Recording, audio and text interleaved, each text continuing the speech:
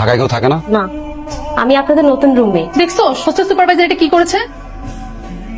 এই যে দেখেন, আপনি এই রুমে আসছেন ভালো কথা, কিন্তু এখানে বেশি দিন থাকা যাবে না। আপনি সুপারভাইজারকে বলে অন্য রুমে চলে যাবেন, আর না হলে আমি থাকবো না এখানে। তো নতুন রুমমেট?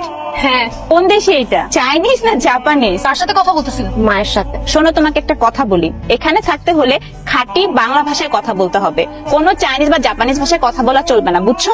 জি বুঝছি। তোমাকে না বলেছিলাম সুপারভাইজার সাথে কথা বলতে বলেছিলা? জি আপু। তাহলে যাওনি কেন এখন রুম থেকে? আপু কোথাও কোনো সিট খালি নাই, সুপার বলছে এই রুমেই থাকতে। ও আচ্ছা, সুপার বললো এখানে থাকতে, তাই তুমি আবার এই রুমে চলে আসছো। আর আমি যে তোমাকে এই রুম থেকে যেতে বললাম সেটা? আপু আমি বলছিলাম সত্যি, অন্য কোনো রুমে সিট খালি থাকলে আমি নিজেই চলে যেতাম। অন্য কোনো রুমে সিট আছে কি নাই সেটা আমার দেখার বিষয় না। তোমার সাথে আমি রুম শেয়ার করতে পারবো না, তুমি এই রুম থেকে বেরো। আপু আর কয়েকটা দিন থাকি। কয়েক মিনিটও না, বাইরে চেয়ার আছে, ওই জায়গায় গিয়ে বসে থাকো। ওরাতে কোথায় থাকবে? যেখানে ইচ্ছে থাক, সেটা কি আমার দেখার বিষয়?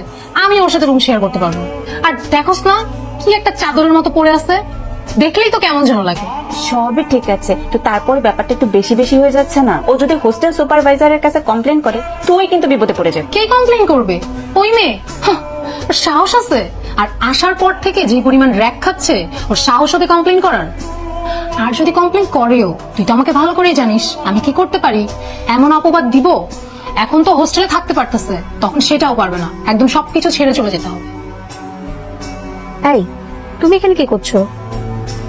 আপু আমি রুমে ছিলাম, ভালো লাগতেছিল না, এর জন্য ছাদে আসছি। একদম মিথ্যা কথা বলবা না। কাকু তোমাকে রুম থেকে বের করে দিয়েছে, তাই না? না আপু, আমি নিচ থেকে আসছি। আমি সব জানি। তুমি কি ভাবছো আমি কিছু লক্ষ্য করিনি? আমি সবই লক্ষ্য করিনি, আমি কিছু বলি না। আপু ওরা আমার সাথে এমন করে কেন?